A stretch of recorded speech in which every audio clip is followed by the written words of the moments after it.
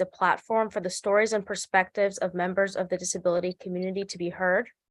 She's also the author of Disability Visibility, which also has a youth version and a plain language version. And she recently just released Year of the Tiger, which is her memoir. She inspires me because she has created space for intersectional identities in the disability community, which is so important.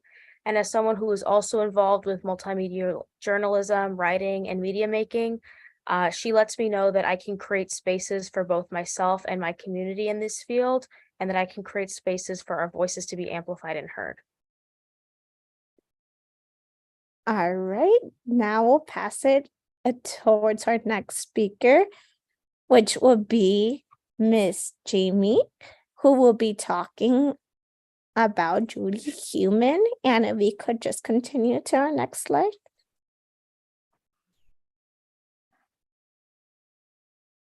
Hi everyone, I'm Jamie. I'm gonna be talking about Judy Heumann today. Are we supposed to introduce ourselves, Jessica? Image descriptions and stuff? Yeah. Okay, a little background. Well, firstly, my image description is I identify as a female.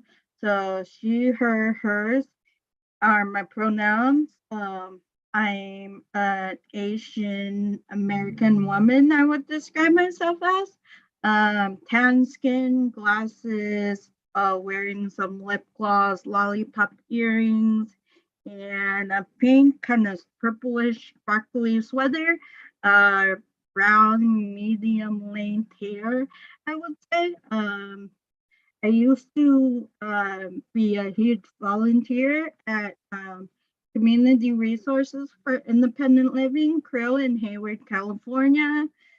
And I'm still involved in working with disability justice leaders as far as the youth go, and some adults, I guess young adults you could say, and trying to like doing advocacy and outreach through Cruz.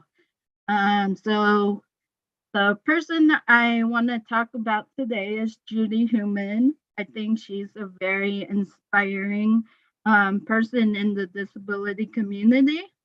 So I got most of this information off Wikipedia.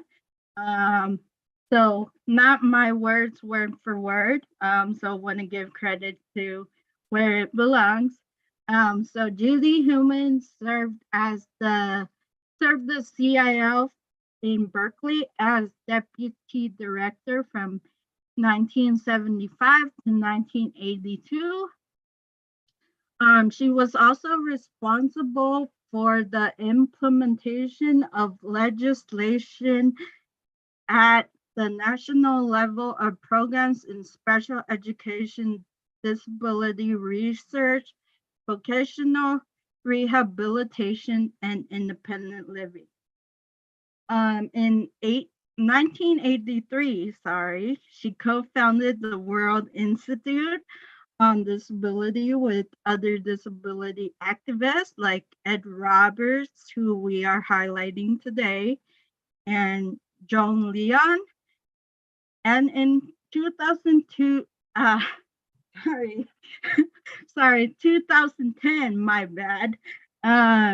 She became the special advisor on international disability rights for the U.S. State Department, appointed by former President Barack Obama. And so I like Judy's perspective. I took this quote from, I believe it was the PBS Live website. She says, I think the average person, they see disability as a threat to not being able to do things. Hold on, the caption box, popped up. So I'll start over. Okay, I see disability. I think the average person, they see disability as a threat to not being able to do things as people have typically done them. And I think there is truth in that. But the question is it because one has a disability or because society itself has constructed itself in such a way because they haven't seen us? So that's a quote that's stuck in my mind from Judy Heumann. She's also she just recently graduated at NYU in 2021. She gave a commencement speech. She was on MTV. I think it was called Drunken History. It was like a little funny skit about disability and the 504 sit-ins, which you will hear later on. So if you're interested, I'm sure they have more on YouTube about that. But yeah, she was really great, and she has a documentary on Netflix called Crip Camp. So if you have Netflix, I encourage you to check it out. But I'm gonna do enough talking now and pass it on to Nelly, and she will talk about Mia Mingus. Hey everybody, this is Nelly, pronoun she and her, and an audio description of myself is that I'm a Mexican woman. I have long dark curly hair, I wear glasses, I'm wearing brown lipstick and a gray DMC polo shirt. So I am the lead youth services advocate with the Dayle McIntosh Center. And also talking a bit is Alan, and he'll introduce himself once it's time for him to speak. But we are presenting on Mia Mingus, so we're talking a bit, about her. And who Mia is that she is a queer, physically disabled Korean transracial. And what that means is someone of one's race is adopted by a family of another race. And she's also a transnational, so someone who has cross-country, culture, I don't know why I said cross-country, living experiences between the home country and the host countries. She is a writer, an educator, and a community organizer. And a bit about what Mia does, and these are highlights, just like the rest of the people we are talking about. There's a lot to these people and a lot they have contributed to the independent living movement. But here's just a bit of what we find really cool. So Mia focuses on issues of transformative justice and disability justice. And a bit of what transformative justice is that it's an approach for responding to violence, harm, and abuse. It is to respond to violence without creating more violence. So it's creating justice together. And we will be talking more about disability justice later on throughout this whole event. So keep your ears open. So now I'm going to pass it on over to Alan to talk more about Mia. Hello, everyone. My name is Alan. I use pronouns he, him, and a little audio description of myself is that I am a blind Mexican male, which means that I can't see. I currently have on a DMC shirt as well. It's not a polo shirt, it's just a regular t-shirt. I have on black glasses and I have black short hair. And I am excited to share with you the next cool thing about Mia Mingus, and that is that she coined the phrase or the words access intimacy, and pretty much coin means that she used that term for the first time. And pretty much what access intimacy means is that it is interdependence in action, and it is when our disability access needs are understood and respected by other persons. Anyone can, experience access intimacy all the way from the LGBTQIA plus community, BIPOC, and disability community as a few examples. Nelly, what else is cool about Mia Mingus? So another thing that's cool about Mia is that she has a goal to bring together the experiences of marginalized people that experience discrimination and exclusion within disability organizing. Alan? All right. Another cool thing that she does is she works for community, interdependence, and home for all of us, not just some of us, but for everyone. And interdependence is when two or more dependent, sorry, let me rephrase it again. So interdependence is when two or more people depend on each other for something. It can mean that we are able to rely on others and the community that we are a part of. We can also use them as our support system and someone that we can count on and rely on. So that's what we have about me and Mingus. All right, into our next slide. And here we will pass it to Asia, where she is going to be talking about some of the speakers that have inspired her. And with that, we'll give her the opportunity to be able to share her PowerPoint slides. So Victor, if you could put that down for, yeah, there we go. And then Asia, you have full access. All righty. Hi, everyone.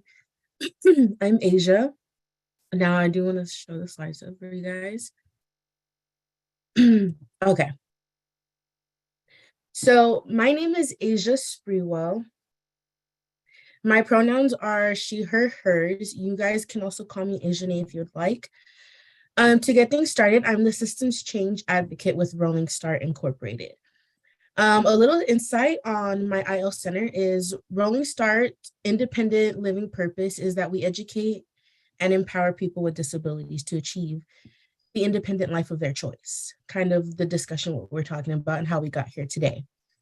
The independent living philosophy we believe here in RSI is the independent living movement.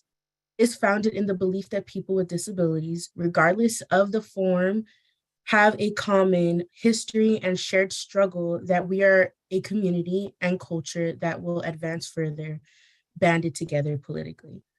A little as to why advocacy is important to me. We've talked about the movement as far as Ed Roberts, and Ed Roberts believed in the independent living philosophy, which means persons with disabilities have the same equal human rights as persons with disabilities. It's all about choice, control, freedom, and equality. So a little background about me is that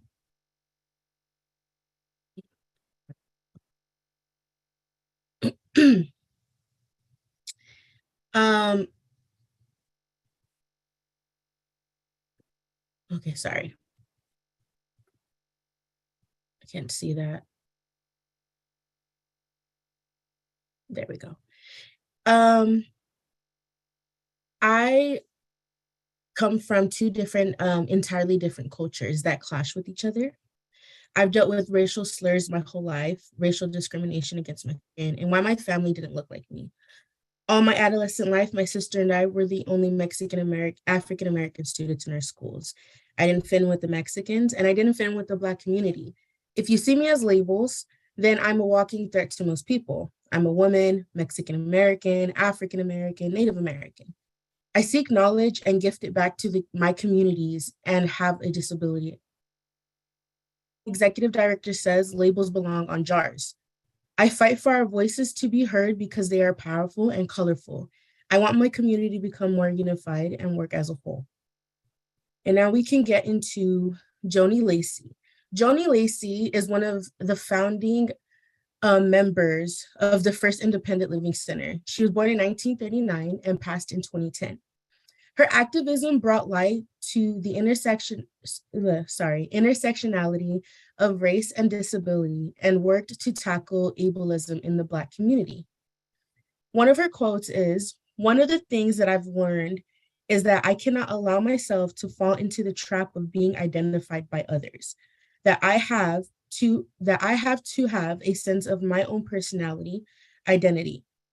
And that sense is very tied into who I am as a woman of color and as a disabled person. And I try not to distinguish between the three identities anymore. Johnnie Lacy attended segregated schools in the South as well. She helped found Berkeley Center for Independent Living alongside Ed Roberts. Lacy also served as a California Attorney General's Commission on the Disabilities, Howard Commission on Personal and Affirmative Action, and the Mayor's Disability Council for the city and county of San Francisco. She also attended San Francisco University to study speech language pathology, but faced barriers due to her disability. She was not allowed to partake in graduation ceremonies. And here I have some pictures that you guys can see just to relevate you on the time and what it looked like back then when she was fighting for her rights. So she had to go with segregated and she dealt with segregation. And then do I just get into the Brad Lomax, Jessica? Yes. Okay. So next I have Brad Lomax. Brad Lomax joined the Black Panther Party in the late 1960s, hoped to be part of a revolution that would grant Black Africans a better life from freedom, equality, poverty, and police brutality.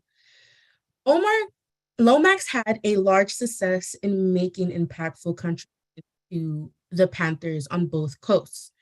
For a community that is too often pushed in the back or sometimes not even able to get in the building, one for people with disabilities. And I have the original picture of Brad Lomax alongside Chuck Jackson. Brad Lomax was accompanied by his attendant, Chuck Jackson. Not only helped him lead the protest, he also gained support of their fellow Black Panther members, and they agreed to bring hot meals and other provisions to the building daily for the entire 28-day sit-in. If Lomax, if anything, has been a key figure in many important historical moments. When he learned he had multiple sclerosis, he helped found the Black Panther Party's Washington chapter in 1969.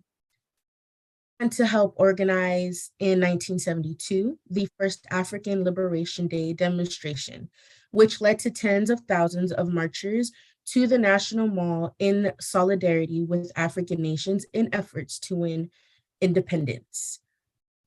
And here are some pictures of Brad Lomax with Judy Heumann.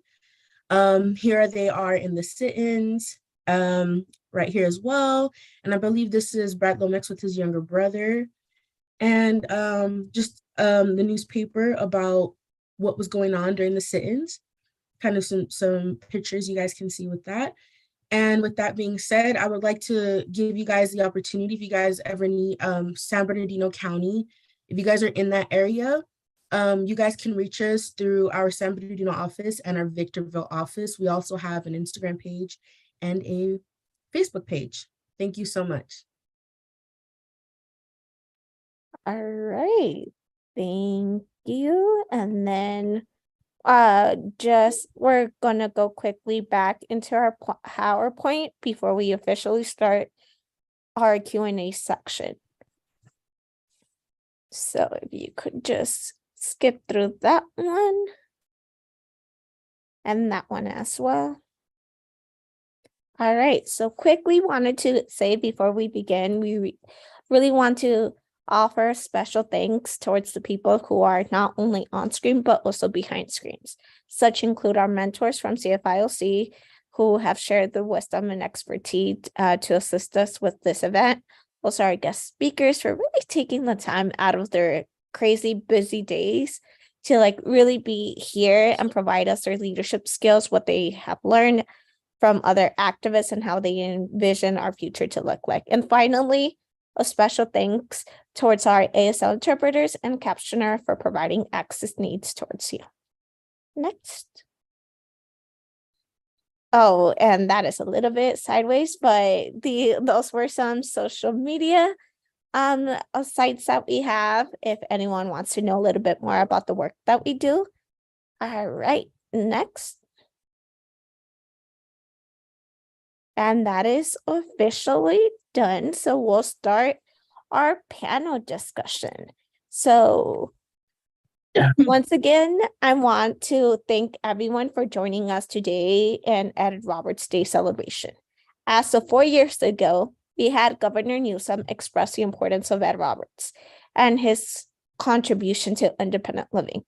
Therefore, today we want to touch on who Ed Roberts was and his amazing contribution to disability rights. Nevertheless, what the future has in store for disability organizing. Today, we have a variety of youth organizers across different independent living centers who are going to delve deeper into what the future holds when discussing disability justice.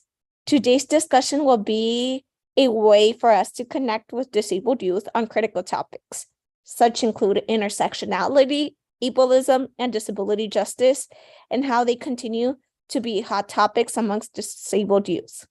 Intentionally making space to bring in disabled leaders of color like yourself and spotlighting the magnificent work you are doing on behalf of our community is one of the ways we chose to educate and build leadership skills of our disabled youth.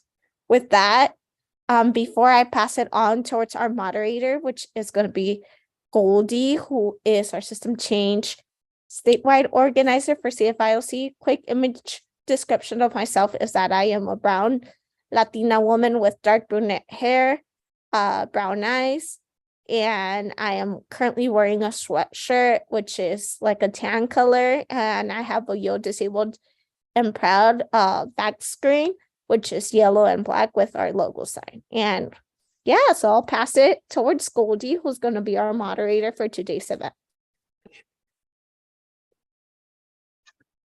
Thank you, Jessica.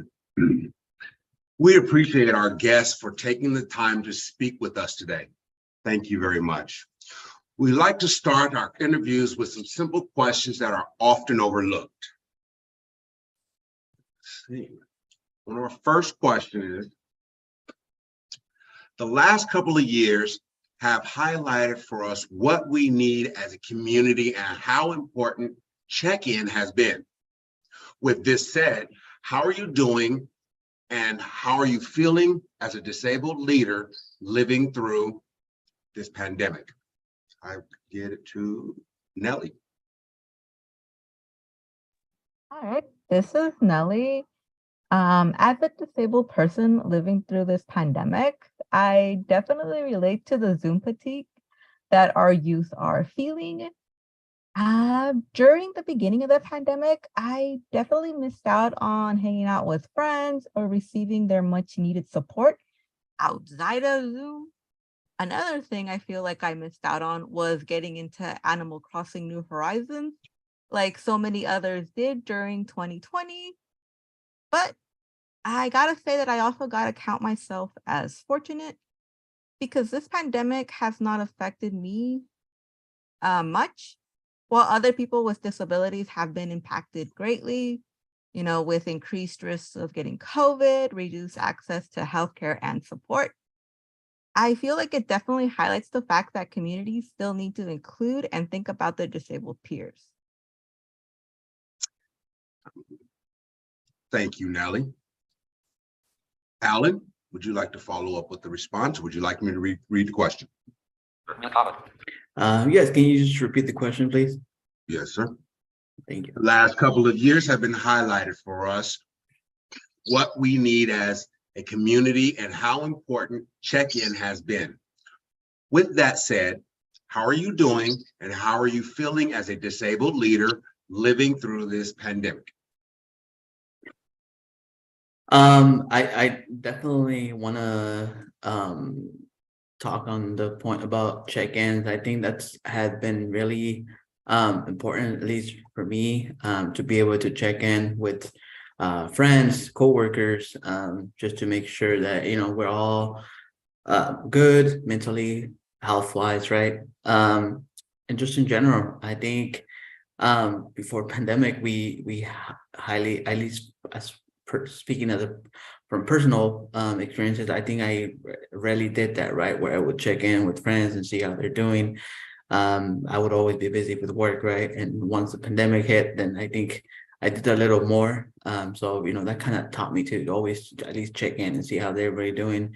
Now, as far as how I feel, I think I feel like a little bit like Nelly said, burned out from being on Zoom, virtual, not able to do as much, things with our youth, not being able to be out as much in the community and during our reach outs, stuff, right, events, and so it definitely has impacted, I think, our personal life and our youth life. I know they always tell us that they wish that we can get back in person and that they want to see us again and stuff like that, right? That they don't want to see us through the computer no more. They actually want to see us in person. And so that I can only imagine how they feel just being at home all day, right? So that's how it has impacted me. Thank you. Thank you, Nelly and Alan. I'm going to move to the next question. As youth involved in independent living, what do you feel you have learned with regards to Ed Roberts? Nevertheless, based on the disabled leaders you have chosen as your mentors, where do you see the independent living moving towards? Nelly. This is Nelly. What I feel like I've learned is that advocacy is important. It drives the changes we want to see. It motivates a lot of people. I hope to see the independent living movement move towards people being connected to their communities and receiving what they need, because we all have different needs and do things differently to take care of ourselves. So people taking care of each other and themselves without it being a big deal is really important to me. And also something that I chose a lot of my motivation is young people getting leadership opportunities and experiences so they can continue the change. And that's what I wanted to share.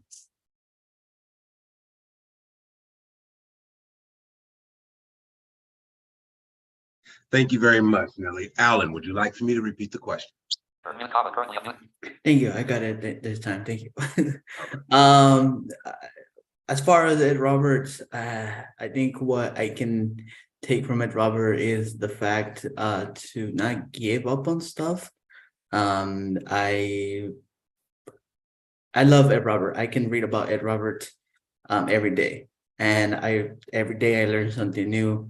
And I just, I like the fact that he just never gave up, right? He always fought for everything. I mean, he even fought to get his diploma, right? Because they didn't want to give him his high school diploma. So I could only imagine of how some of our youth might go through those kind of problems too, right? And sometimes they just, they're not educated. They don't have the resources to back them up. So they just go with it and say, okay, fine, I won't get my diploma, right?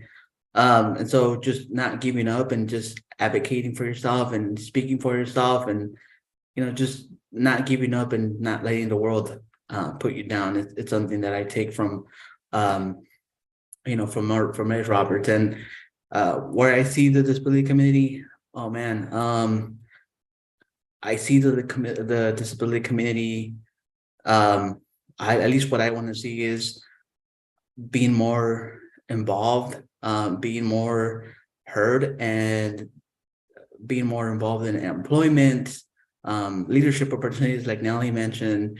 I want people to know that there is a disability community, and I want our youth, our young adults to know that there is a disability community that they can depend on. Sometimes I feel like not many people know that there's actually a disability community. I mean, I personally did not know until I got to Dayle McIntosh Center and I started doing my stuff there. So, it would definitely be great if all the youth are in high school and middle school, elementary, they can know that they're not alone, that their parents are not alone, that they're not alone, that they have a whole disability to back them up. Well spoken, Alan. Thank you. We're going to move along to question 3. Can you all discuss what empowered you into becoming the leaders you are today? Let's go with Jamie.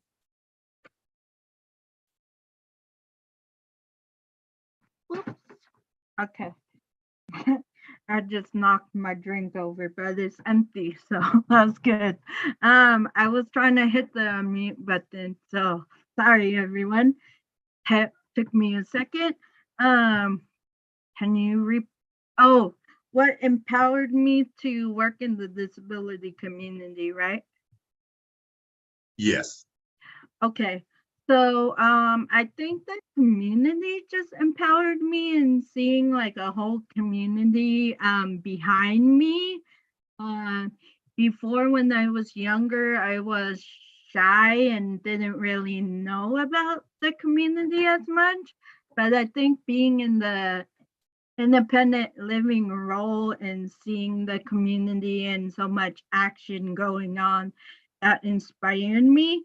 It first started when I was in a youth group with Krill called Danny Disability Action Network for Youth, and the YOF program, the Youth Leadership Forum for Students with disabilities. And then I learned so much from being involved in those 2 programs, and I really liked it. I really connected with the youth and all the people around me, and I said, wow, this is so cool. Like, I want to learn more. So I just feel like that inspired me. And of course, all the leaders like today, like Ed Roberts, and as I mentioned earlier, like Judy, Heumann, and just like the leaders that came before me that did great work in the community. So I would say that as my answer. I think is important to surround yourself with community and people like-minded like you, and have a common goal of making that community, in this case the disability community, better and fighting for change. So that's it. Thank you. Thank you, Jamie. So Alan, what empowered you to begin to becoming the leaders of today? All right, thank you. Oh man, when it comes to empowering, I can think of a lot, right? I can go from people in my life, I can go from mentors, I can go from talking about programs that inspire me, like Wild Laugh,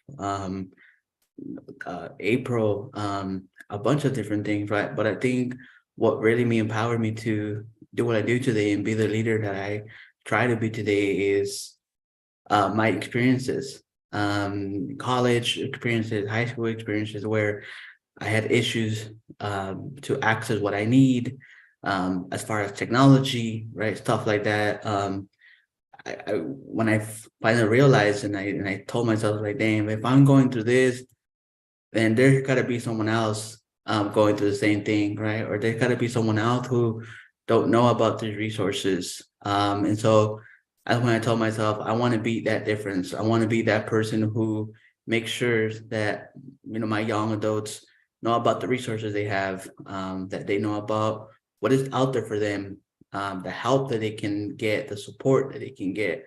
And so I think that's pretty much what motivated me to be the leader that I am today. Thank you, Alan. Nelly, can you follow up? Yes, this is Nelly. So a bit of background. My childhood was a bit lonely, and I was often the only disabled student in the school. So I had a disability, but I wasn't a part of the disability community until I got connected to my independent living center in like 2010 as a volunteer. And so during these past 12 years, oh my gosh, I've learned so much and met so many peers and mentors, made a lot of lifelong friends. I was also connected to Yo Disabled and Proud to become a volunteer. And then years later to the Youth Leadership Forum as staff, those have been great experiences. And I want to say that each of these experiences has really made me who I am today. It's been a great journey so far. And I really want to see what happens next, you know? Really excited. All right, that's it. Thank you very much. All right, we're going to move on to question number 4. As an advocate for disability justice and its intersectionality with multiple challenges faced within your community, what changes do you hope to see within the disability community to make sure all people have their voices heard without being ableist? Alan. Oh man, as far as me, I want to see a little more of educational trainings. I remember looking back at an article a couple weeks ago where they were talking about a county here in LA area. I forgot what county it was, but they took the initiative to bring in I'm not sure if it was an independent living center or some people with disabilities to actually train them on how to, be able to help someone who has a disability, right? And so those are the things that I kind of want to see in the future, especially when you go into the employment topic. I feel like there's a lot that needs to be learned. I feel like there's a lot that can be done there. I mean, I myself with, I went through situations with a particular place that I was trying to get a job, and I wasn't able to just because they didn't get my stuff done in Braille. There was an exam part that needed to be brailled out, and that did not happen, right? So I think I would definitely like to see some more education, some more trainings there, some more of, them getting the experience with people with disabilities and, stuff like that. So that's what I want to add. Thank you, Alan. Nelly, you want to go next? This is Nelly, and I got to be frank and say this is something new to me that I am still learning about. And that's okay, because we all learn something new like every day and ongoing. But something that I hope to see within the disability community is just to keep making sure that people are included, that they have a place at the table. That way they can have their voices heard. I believe it's hard to represent all disabilities because we're all different. Like, for example, with cerebral palsy, I have cerebral palsy, but others that I know, they experience it differently. So it's definitely, in my opinion, making sure that people are heard by being included, being provided with whatever accommodation that they need, and just making sure that, we continue to respect each other, because, sometimes people are like ableist without meaning to, and that's something within the disability community as well. So it's just making sure that you listen and you realize that some of the stuff that you're saying, just think before you speak and make sure that, we're not ableist. And that's kind of what I wanted to say. And like I said, I'm still learning about disability justice and its intersectionality. Thank you. All right. Let's move on to question number 5. What advice would you give to youth wanting to get involved in disability advocacy? Is there any advice you would give to youth interested in organizing and uplifting the voices of marginalized communities? Jamie.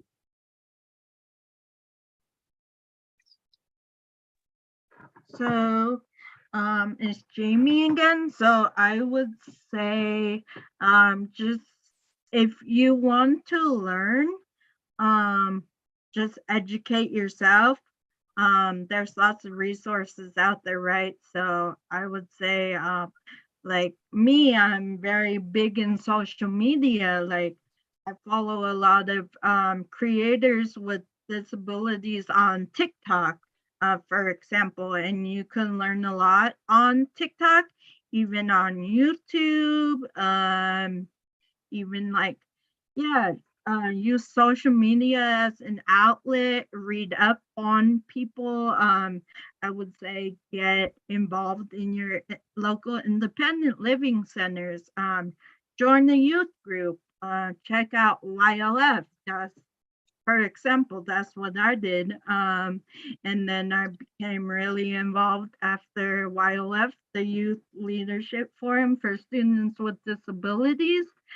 I think you can, I'm not sure if they raise the age range, maybe you know, but I know it, Nelly, but I know it used to be for high schools, seniors and juniors. So that's a great program. It's like a leadership camp. You get to learn about college, different disability resources.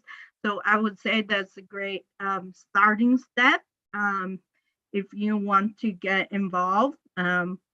Like that's how I learned about YO and like the independent living movement and like all the leaders.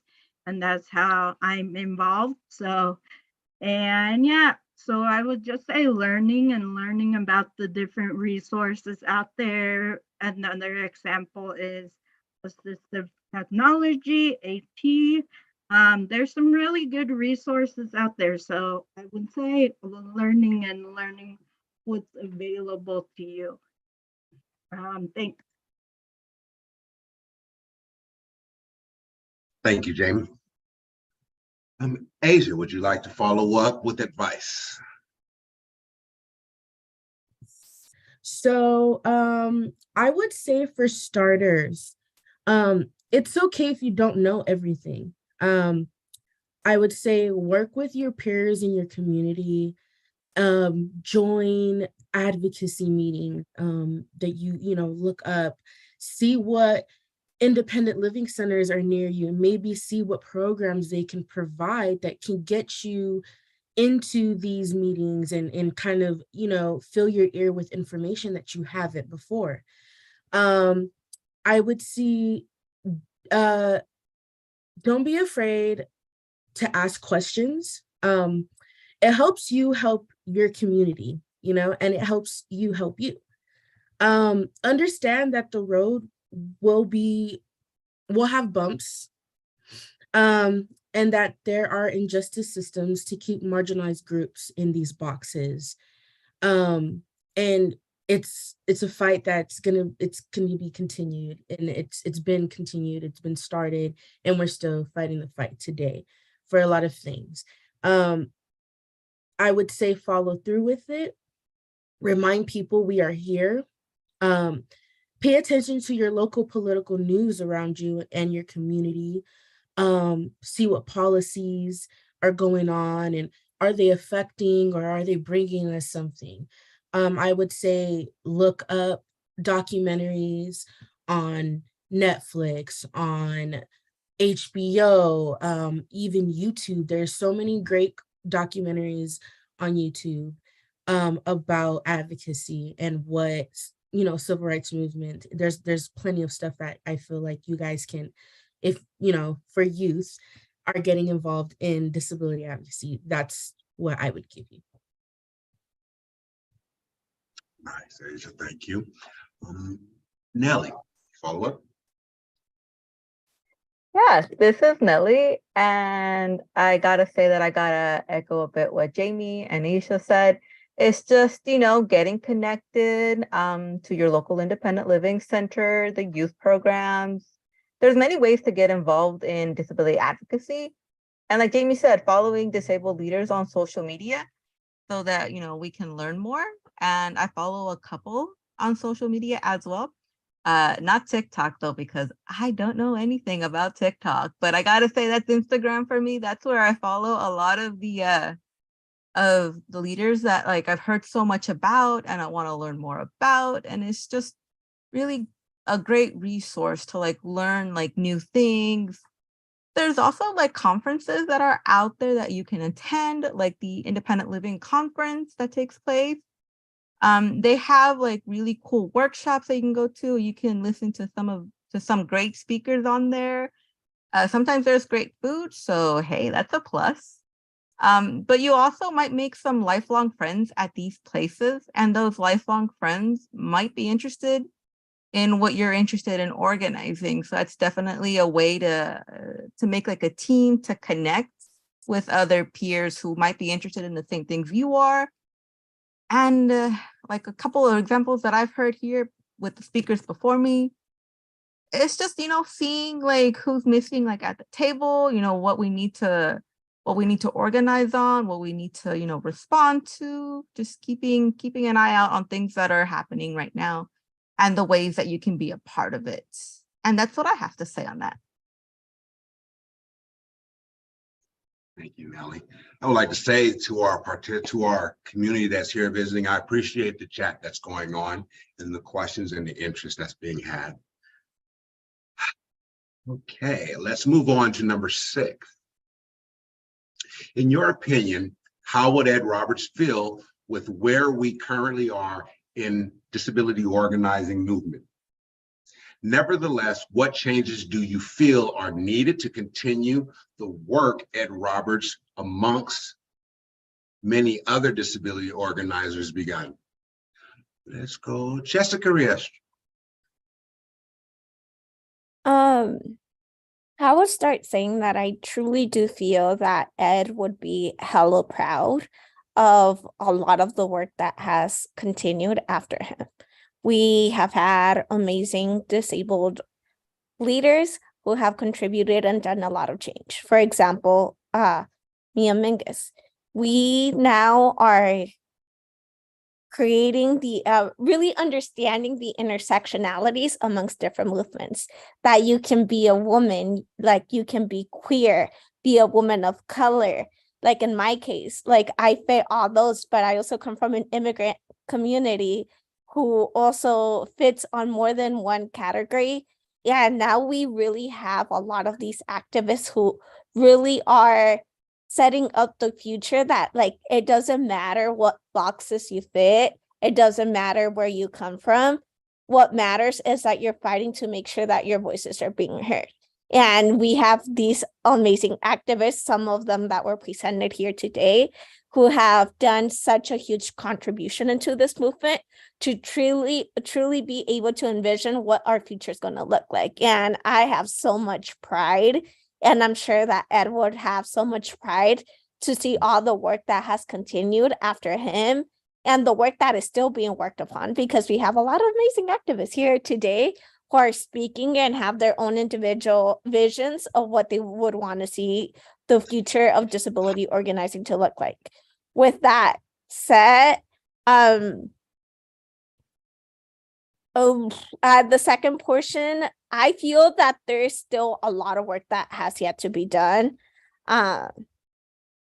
Such include, we really need to make sure that we really delve deeper into the intersectionalities of a lot of the different communities. For example, recently I've been joining a lot of communities when it comes towards being for immigration and being able to have a disability, but more often than not, their voices are not being heard. So now I am fortunate enough to sit on different panels or with different groups, disabled groups, to make sure that we're adding the immigration portion, because disability is so inclusive when it comes towards the people that are a part of it. And it's so crucial to make sure that we really emphasize and understand the importance that a human being is a human being who should be respected no matter what, like their makeup is. And I feel that that historically hasn't been done the greatest work.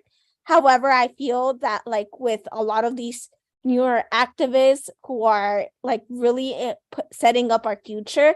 They're pretty much creating a change that is making it easier for us to make sure that our voices are being heard on a grander scale. Nice. Thank you, Jessica.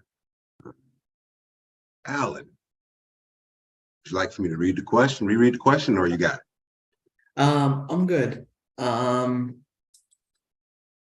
actually, can you please read the question? Sorry. No worries, no worries.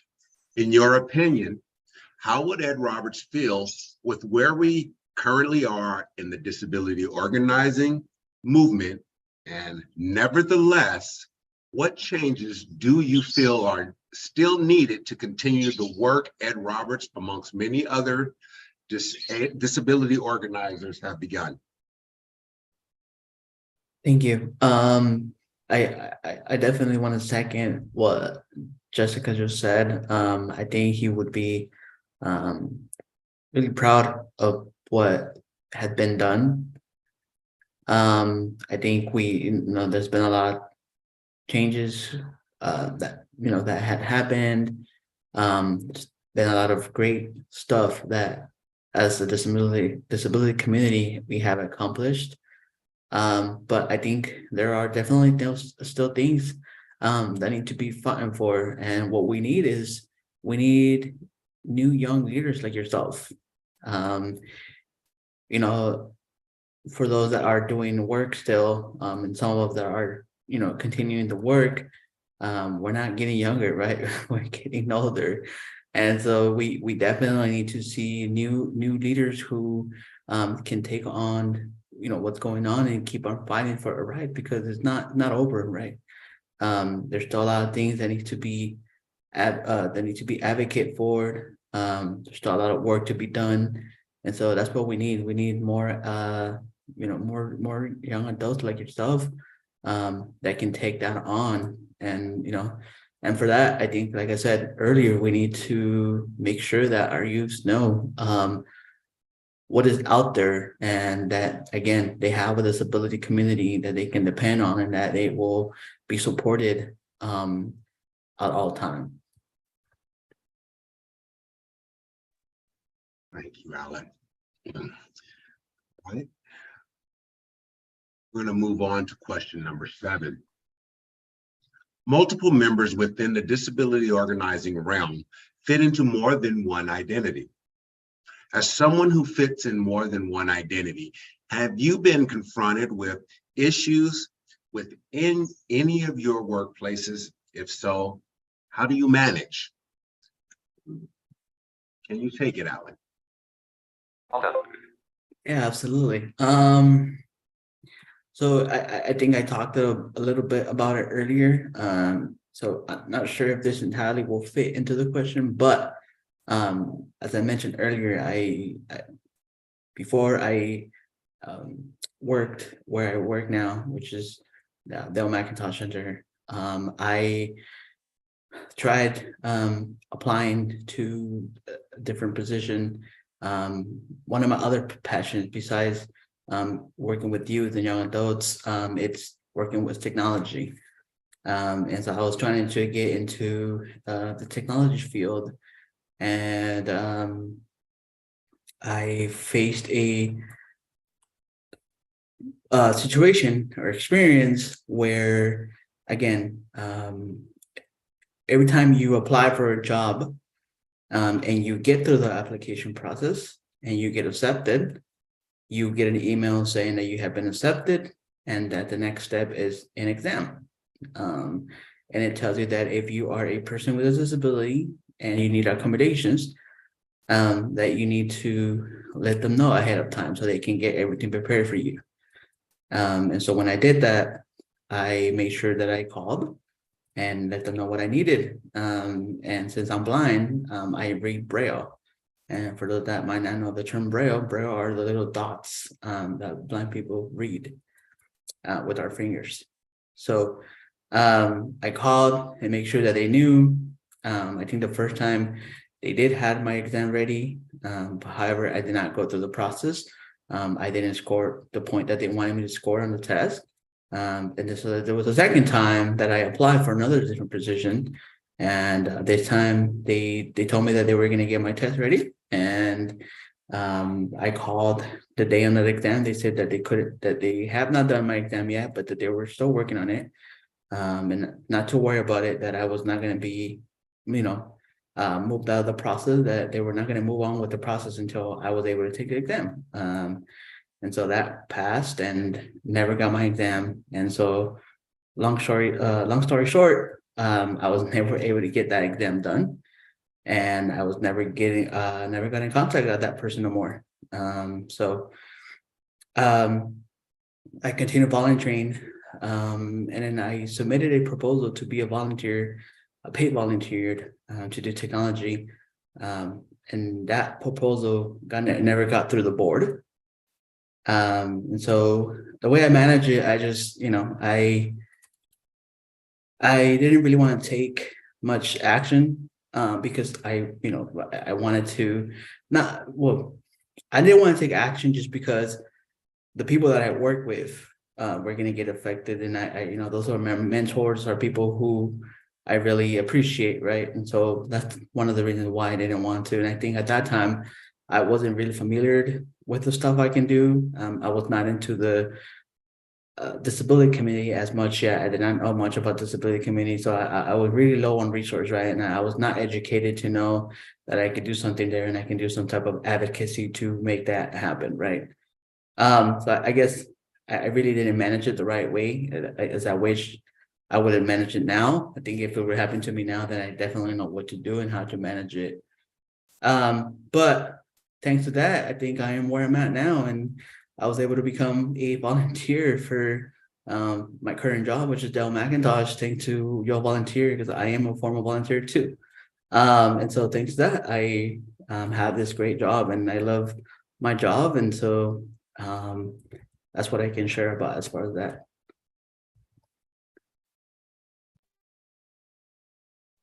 Thank you, Alan. So I have a question for you, Alan. So someone came to you with that same problem. Would you have some advice to give a visually impaired person on how to navigate that job issue? Now, yes. Back then, no. But yeah, now, yes. Oh yeah, definitely. I would give them advice. I would, say, do this, do that. And if that doesn't work, then I guess we had to take it to a different level, right? So yes. Blessings. That's good. And that euphoria that you get when you said that, that's what it's about. That is what this is about. That feeling we get internally. We can't put a price and a number on it. All right, let's move to question number.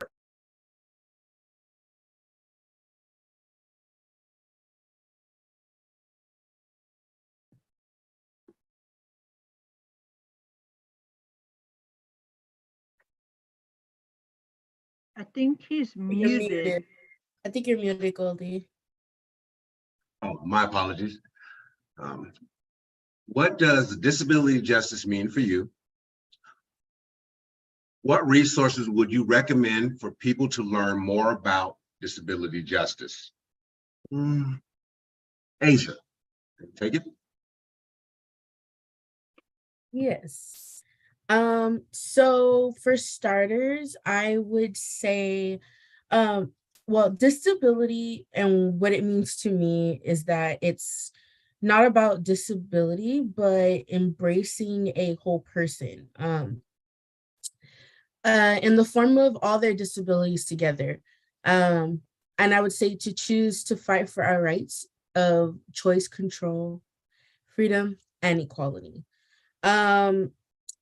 How would I say for them to get more involved in what resources they can find? I would say that share disability articles and alerts on social media platforms. I would say spread the word of the voices and work of disabled activists. I would also say own your story and speak your truths. I would also say connect advocacy for yourself and or a loved one with a disability, and activism for a broader disability community, as well as attend or listen in on your city council meetings, just so you're updated on policies and what's going on out there politically that can affect the disability community, or just us finally getting something in place that we so deserve. I would say make sure to educate if you can, and get the opportunity to talk to your city council members or your assembly members or your senators, and just express to them the needs and wants of our communities and what we feel we are being taken that were not given to us. I would say work with advocates locally and globally like we are today. And I would also say get involved with your independent living centers that are in your local communities as well. Thank you, Angela.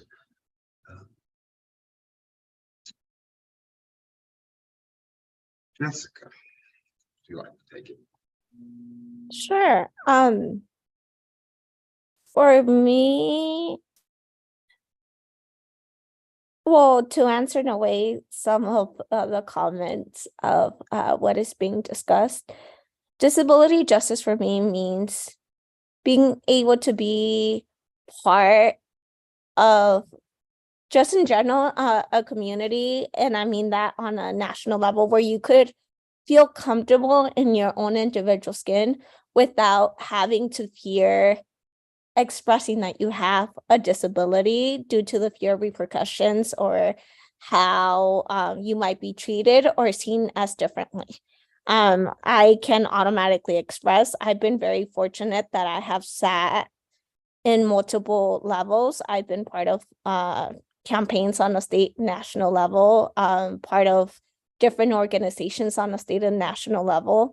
However, I never really emphasized that I had a disability. Not because like I didn't know I had one, it's just because the moment that I did, I was seen as different while working in a campaign, and it was not normalized. So for me, disability justice is being able to feel comfortable and where people don't have to be ableist, where you could feel comfortable in your own individual skin and being able to express yourself as you feel, being able to be part of different community groups because we all represent different communities, and being able to connect them together without like having to be like, oh, when I'm in a certain group, like, oh, I'm just a woman of color, but that not taking away that I am also like a queer woman, that I am a disabled woman, that I am a woman that comes from an immigrant background. Like being able to really take pride in our own individual skin and being able to demonstrate that on an open basis where it can be accepted and it could be valued without the fear or consequence of like how one is going to treat you, whether that being on a negative realm or positive realm. So for me, disability justice is so crucial because we have to address that there's so many different issues and so many social issues that intersect with one another. And if we're able to combine them with putting the emphasis around disability, we could be able to unify and create a sense of solidarity amongst a variety of different organizers to feel a sense of inclusion, equity, and acceptance within the work that we do. And what resources would I recommend for people to learn more about disability justice? For one, I would say it would be really crucial for people to understand and really learn about some of the activists who really have worked on the disability justice realm. So I know, for example, on Yo, we have invited a lot of amazing speakers like Dara Baldwin, being able to have Mia Mingus, Judy Heumann, Alice Wong, a lot of these awesome folks who have done a lot and a huge contribution into being able to interconnect a lot of these social issues for a common cause and being able to really reflect it in a way that's positive and moving us into a direction where there's more acceptance and less sense of ableism that is being confronted. So I will start with folks getting educated. In addition, I think it would be very crucial to be part of different community groups to really get to understand each person's story and their narrative, because I feel that we all have so much to say and that we all carry our own individual stories of what they and what we are and why we became the people that we are today. So we're able to start understanding one another, then we're able to show more empathy and more acceptance towards one another, where it wouldn't be weird seeing two people that are totally opposite sitting in the same room, because at the end of the day, what makes us unique and what makes us so similar are a lot of these different social issues that connect us with one another. So yeah, like I think those would be my biggest ones. And just in general, really being involved in the bills that are getting accepted. There's so many bills that are actively being brought into Congress, whether that be on a state and national level, that really impact us all. So it's really important to make sure what bills are being confronted on a daily basis and how they're impacting each and every single one of us and in what ways they're impacting us all. So those are some of the resources I would say. And I do have a lot of resources because we have actively worked on making sure that disability justice is our big proponent for You're Disabled and Proud. And I would be more than willing and more than proud to be able to share a lot of those links, because personally, on a personal level, that is what I'm passionate about. And that's where I'm working towards getting my master's on and really being able to connect it all, because that's who we are. And it's really important for us to be very accepting and very going more being able to be more intersectional within the work that we do. And yeah, back to you, Goldie. Thank you, Jessica. Jamie, that might be a tough act to follow. Can you tell us what disability justice means to you? Okay. Disability justice means to me following the work, like learning, like as mentioned before, life's like all about learning. We can do a lot of learning. Like Nelly said, we learn something new every day, right? Whether it's about Ed Roberts or like ourselves or just like life in general. So I feel like it's a learning process. And then also disability justice is following, to me, it's like following in the footsteps of people that came before us, like all these great leaders we're talking about today, right? Like Ed Roberts, for example, like we want to follow in the footsteps, and also intersecting with other communities, groups is intersectional, right? So that's what I would say for my answer, if that makes sense to you all. Makes sense. Can you answer Sorry, the second part? it was short, but I think I got the question.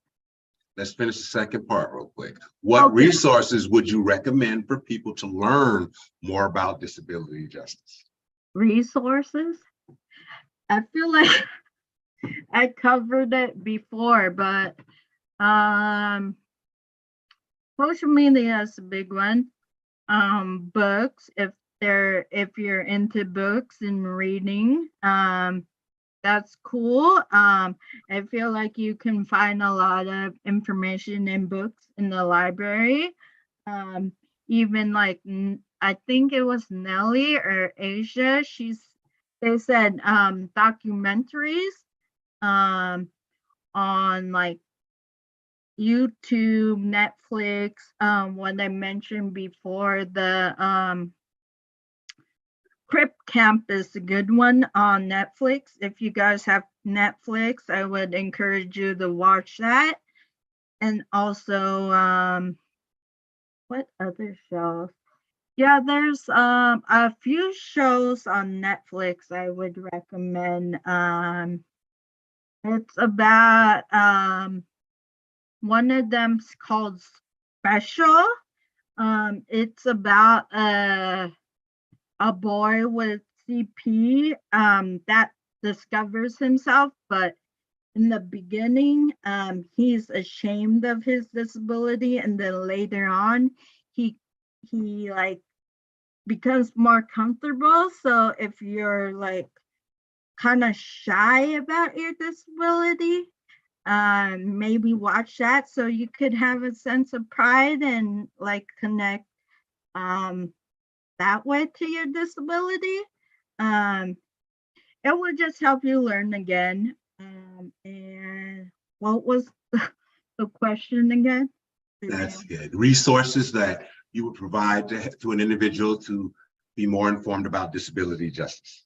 Yeah, so I would say start with that, and also like getting involved in your local disability not disabilities history, sorry, disability independent living centers and local youth groups, and checking out maybe some disability support groups online, and just get connected to the community. Perfect. So that's what I would say. Thank you, Jamie. Thank I you. appreciate everyone for taking the time to express themselves and sharing their experiences with the questions. Now we're going to take some time to field some questions from the audience with a Q&A before we hold a raffle. If you have questions, please put it in the Q&A or raise a hand, and we will be happy to answer if possible. We have 3 in the Q&A right now. One says, is Mr. Lomax related to Alan Lomax, the famous folklorist? Well, a filmmaker along with many other titles by his name. Anybody know the answer to that? And Jamie Cameron, can you please repeat the 2 programs you mentioned? I mentioned a lot. I'll go over them again. I don't know which ones you're referring to. Jessica said she would like to answer it. Go ahead, Jessica. No. I put answer live because Jamie's answering live. Oh. Okay. So feel free to put in the chat if like these are not the programs, but I mentioned CRIL, Center for Independent Living in Hayward, CRIL. I mentioned YLF, Youth Leadership Forum for Students with Disabilities, and I mentioned probably Yo Disabled and Proud, Youth Organizing Disabled and Proud, which is the organization that's putting this on today. So yeah, I believe those were all the programs I mentioned.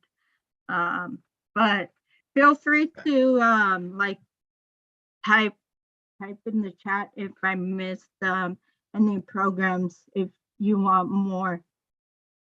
Thank you, Jamie. And I believe the other one was Youth Leaders, YLF. We put that in the chat. We put a link. Yeah, Youth Leadership Forum. All right, we have another question from the audience, Leslie. As a way to apply your experience and interest to further inclusion of people with developmental disabilities, how might you all help those who got tossed into nursing homes and live life out without rights, decency, and all other freedoms that freedoms taken away in nursing care? Could you all possibly think of a way to get to know that part of the community? Let me restart that. Could you all possibly think of a way to get to know that part of the community and see what you could do as younger activists with and for those stuck in inappropriate and harsh living situations?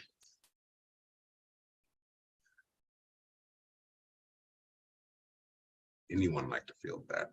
Because that is a serious situation, and I see how they're addressing it, asking how the youth can step up and start showing our legislation. It starts from you as youth, and you do not want to see our elders or individuals being mistreated and left into a home when we become individuals with disabilities or into a adverse situation, our rights are diminished and taken away. Leslie is wanting to know,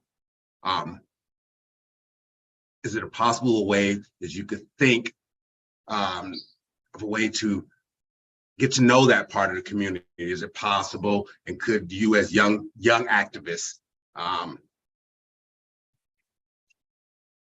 as younger activists with and for those stuck in inappropriate and harsh living situations? We have a question from. I mean, I can answer that just because I can say that I know what that means, because disability does come a lot.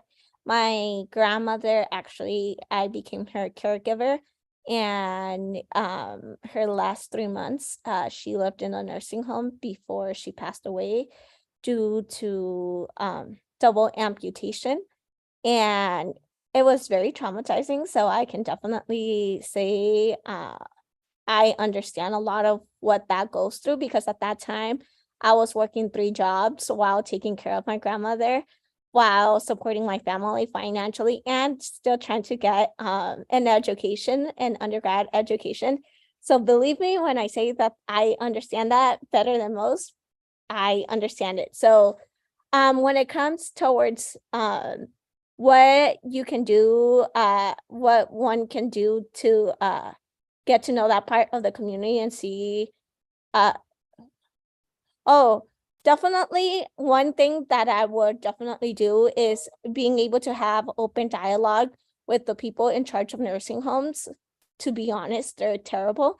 And there's not enough support that is being provided there to be able to help support the folks who are part of nursing homes. I actually, more often than not, had to, while I was taking care of my grandmother, I was taking care of like 6 other people, because there wasn't enough staff to be able to take care of folks within the nursing homes.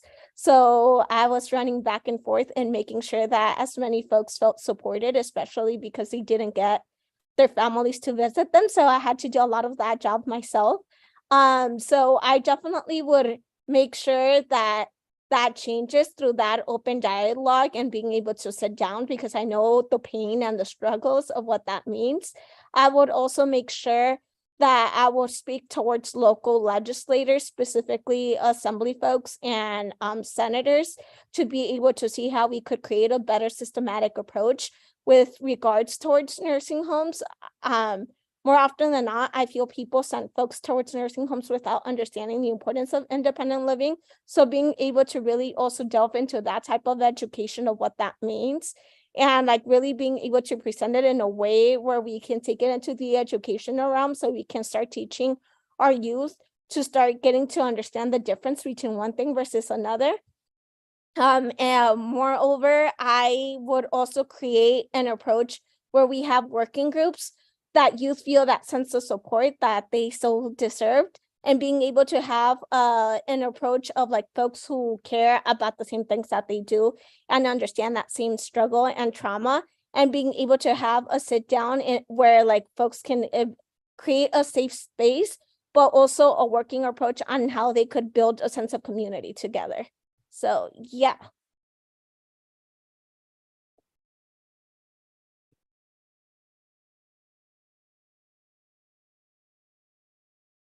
All right, we're going to wind this down. We have one more question.